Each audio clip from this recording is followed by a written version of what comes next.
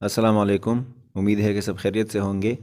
Poetry के forms पे video बनाने के बाद आप लोगों ने मुझे कहा था कि प्रोज़ के फॉर्म्स पे भी वीडियो बनाएं, तो आज हम प्रोज़ के फॉर्म से बात करेंगे। शुरू करते हैं। दोस्तों, प्रोज़ को हम पहले दो बड़े हिस्सों में तकसीम करते हैं। आप लोगों ने बहुत सारे डिविजन्स देखे होंगे जब आप लिटरेचर को के जनरल्स पे बात करते हैं। तो प्रोज़ को हम डिवाइड करते हैं, या फिर इसके अलावा इस तरह भी डिवाइड होता है कि लिटरेचर को हम चार हिस्सों में तकसीम करते हैं, पोइट्री और ड्रामा के बाद, प्ले के बाद। लेकिन असल में ये प्रोज़ है जिसमें फ़िक्शन और नॉन फिक्शन है, और इस पे मैं एक अलग वीडियो बना चुका हूँ। अगर आप लोगों को इसमें मसला है तो ऊपर आई पे क्लिक करके आप इसे समझ सकते हैं। अगर हम फ़िक्शन की बात करें तो वो हवाई बातें हैं जिसमें रियलिटी भी हो सकती है, लेकिन वो ख़यालात और सोच से बनी होती है। नॉन फिक्शन की बात करें तो वो सच्चाई होती है जिसमें या तो झूठ होता नहीं है या हम समझते नहीं है कि इसमें झूठ हो। तो फिक्शन की अगर बात करें तो इसमें फिर सब कैटेगरीज़ है, उसके छोटे छोटे हिस्से हैं, और फिर नॉन फिक्शन के है। सबसे पहले अगर फिक्शन की बात करें तो इसमें शॉर्ट स्टोरी है, और शॉर्ट स्टोरी जो है ये रीड होती है वन सिटिंग में। इसमें एक सिटिंग होता है, और ये इंसिडेंट्स वगैरह एक इंसिडेंट जो होता है, एक वाक़या होता है इसमें जिस पे हम बात करते हैं। मतलब एक छोटी सी कहानी होती है, जिस तरह हम थर्ड सेकंड या फोर्थ फिफ्थ स्टैंडर्ड में पढ़ते आ रहे हैं स्कूल्स में। जिस तरह a good man is hard to find, Flannery O'Connor ने लिखी है, या फिर symbols and signs Vladimir Nabokov ने लिखी है। इस तरह के बहुत सारे फेमस शॉर्ट स्टोरीज़ हैं जो आप लोगों को मिलेंगे, और वो जो हमने पढ़े थे वो बहुत ज़्यादा सिंपल थे, और ये जो है ये इंटरनेशनल लेवल पे है।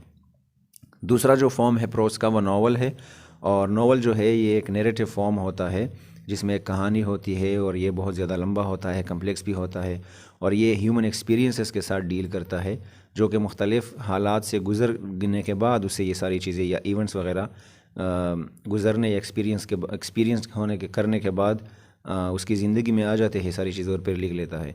जिस तरह बहुत सारे नावल्स हम पढ़ते हैं यूनिवर्सिटी या बीए वगैरह लेवल पे, प्राइड एंड प्रेजुडिस है, या फिर बहुत सारे और नावल्स है जो हम पढ़ते हैं। तीसरा जो इसका फॉर्म है वो नोवेला है, और नोवेला जो है वो नावल से छोटा होता है। एक नोवेलेट है वो एक अलग है। तो नोवेला जो है वो शॉर्ट होता है, ज़ाहिर सी बात है शॉर्ट स्टोरी से तो बड़ा होता है, और इसका जो स्ट्रक्चर होता है वो बहुत ज़्यादा अच्छा होता है नैरेटिव फॉर्म पे, और इसमें अक्सर रियलिटी होती है, रियलिस्टिक होता है, और सिटारिक होता है। इसका टोन वगैरह जो है लोगों पे हंसने वाले के बराबर होता है। लोगों पे हंसना है, उसे क्रिटिसाइज़ करने के लिए हम नोवेला अक्सर लिखते हैं। जिस तरह हमारे पास एग्जांपल है द हर्ट ऑफ डार्कनेस जो जोसेफ कॉनराड ने लिखी है, या द पर्ल जो जॉन स्टीनबेक ने लिखी है, आप लोग बीए में अक्सर पढ़ते हैं। चौथा जो फॉर्म है वो फोक टेल है, या फेबल जिसे हम कहते हैं, और ये एनिमल्स पे बेस्ड होता है। मतलब इसमें जो करेक्टर्स होते हैं वो एनिमल्स होते हैं और इंसानों की तरह बिहेव करते हैं। तो ये इसलिए होता है कि इंसानों की जो गलतियाँ है, जो कमज़ोरियाँ वगैरह है, जो बेवकूफ़ियाँ है, उस पे हंसा जाए, या उसको सामने रख के लोगों को दिखाया जाए, ऑडियंस को या रीडर्स को। जिस तरह हम पढ़ते हैं the fox and the crow, या the lion and the mouse, इस तरह की शॉर्ट स्टोरीज़ या कहानियाँ जो हम पढ़ते हैं फेबल की हालत में, तो इसे हम फोक टेल कहते हैं या फेबल कहते हैं।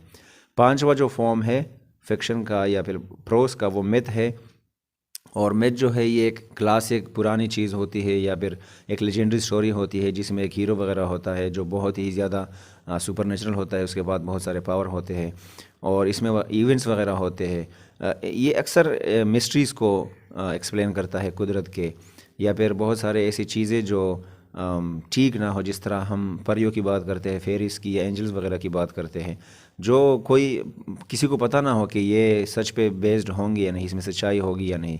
जिस तरह हम लैला मजनू की कहानी लेते हैं, या बहुत सारे और कहानियाँ हैं जो हम सामने रख के यूसुफ शरबानो, इस तरह की कहानियाँ हम पढ़ते हैं, तो इसको हम मिथ की कैटेगरी में डालते हैं। छठा जो फॉर्म है फिक्शन का वो फैंटेसी है, और फैंटेसी जो है ये एक ऐसा फॉर्म है जो साइंस पे बेस नहीं होता। मतलब इसमें रीज़न वगैरह नहीं होता, या साइंटिफिक फैक्ट्स पे ये बेस नहीं होता।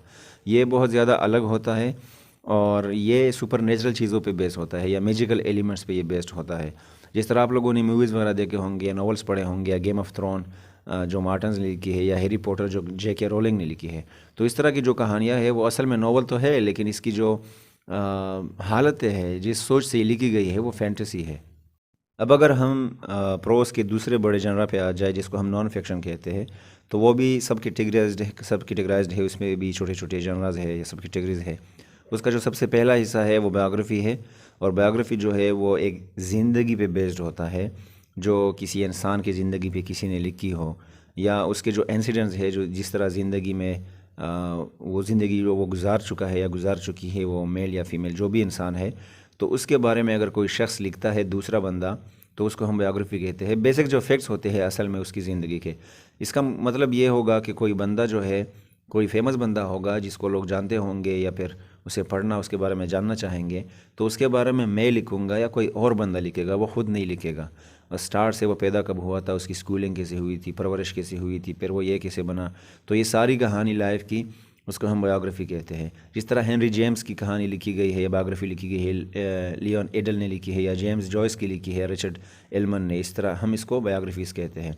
दूसरा जो इसका फॉर्म है, सब फॉर्म है, वो ऑटोबायोग्राफी है। और ऑटोबायोग्राफी जो है वो उस बंदे ने ख़ुद लिखी होती है, जो वो बंदा फेमस होता है या लोग उसे पढ़ते हैं या जानना चाहते हैं। और ये जो है बहुत सारे हालात में हो सकता है। इसका मतलब ये है कि ये एक डायरी की शक्ल में भी होता है, अगर वो अपनी ज़िंदगी के हालात सारे रोज़ाना के हिसाब से लिखे, या फिर लेटर्स की शक्ल में भी हो सकता है, पब्लिकेशन की शक्ल में भी हो सकता है।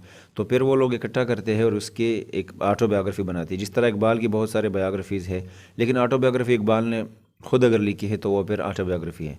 अगर कोई दूसरा उस पर लिखता है तो उसके लेटर्स वगैरह इकट्ठे करते हैं, जिस तरह जॉन कीट्स वगैरह के हम लेटर्स इकट्ठे करते हैं। आप लोगों ने बुक पढ़ी होगी आई एम मलाला, तो ये जो है ये एक ऑटोबायोग्राफी है जो मलाला ने खुद लिखी है। या Long Walk to Freedom by Mandela, Nelson Mandela ने जो लिखी है। तो ये सारे के सारे जो है इसको हम ऑटोबायोग्राफी कहते हैं। तीसरा जो सब फॉर्म है उसको हम हिस्ट्री कहते हैं। और हिस्ट्री भी एक नॉन फिक्शन चीज़ है जिसको हम सच समझते हैं या फिर सच होता है। और इसके जो सेंसेस है वो सारे इवेंट्स पे बेस्ड होता है, उस इवेंट्स पे जो किसी पर्सन से या किसी चीज़ से रिलेट करते हो। जिस तरह 1776 की बुक लिखी है, मैकॉलो ने लिखी है, अमेरिकन हिस्ट्री पे बेस्ड है ये। या फिर चंगेज़ ख़ान की वगैरह वगैरह इस तरह की जो किताबें हैं, आप रोज़ाना जो इस तरह पढ़ते हैं, जिस तरह पाकिस्तान या इंडो पाक के बारे में हम पढ़ते हैं, ब्रिटिश इंडिया के बारे में हम पढ़ते हैं, तो जो भी बुक्स या हिस्ट्री पे बेस्ड जो बुक्स लिखी गई है उसको हम हिस्ट्री कहते हैं। चौथा जो इसका सब फॉर्म है वो लेटर है। और लेटर जो आप लोगों को पता है कि ये या रिटन में होता है या टाइप में होता है या प्रिंटेड वगैरह होता है, ये कम्युनिकेशन का एक ज़रिया है जो एक लिफाफे में भेजा जाता है, पोस्ट किया जाता है, या फिर ये मैसेंजर के थ्रू भेजा जाता है, इसको हम लेटर कहते हैं, जिसमें कोई पैगाम वगैरह हो।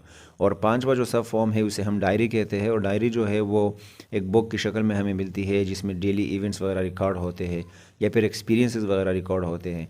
और ये एक बायोग्राफी, ऑटोबायोग्राफी की शक्ल भी कभी कभार अख्तियार करती है। जिस तरह सैमुअल पिप्स की सीक्रेट डायरी है या फिर the diary of young girl है, इस तरह की फेमस डायरीज़ पब्लिश हुई है और लोग पढ़ते हैं उसे। फिर छठा जो इसका फॉर्म है वो जर्नल है। और जर्नल जो है वो एक न्यूज़पेपर या मैगज़ीन की शक्ल में होता है या उसके साथ ये कनेक्टेड होता है, डील करता है। और ये एक पर्टिकुलर सब्जेक्ट पे या प्रोफेशनल एक्टिविटी पे बेस होता है। जिस तरह आप लोग पढ़ते हैं Writer's Diary by Virginia Woolf, या फिर जर्नल्स है सिलिनिया प्लॉथ वगैरह के, तो इसको हम जर्नल कहते हैं, जो न्यूज़पेपर में हम पब्लिश होके फिर पढ़ते हैं। और सातवां जो है इसका फॉर्म वो है आर्टिकल। और ये एक राइटिंग का पीस होता है, एक टुकड़ा होता है जो न्यूज़पेपर में हमें मिलता है या मैगज़ीन्स वगैरह में या दूसरे पब्लिकेशन रिसालों वगैरह में हमें मिलता है। ऐसे के फॉर्म में भी होता है और रिपोर्ट की शक्ल में भी ये हो सकता है।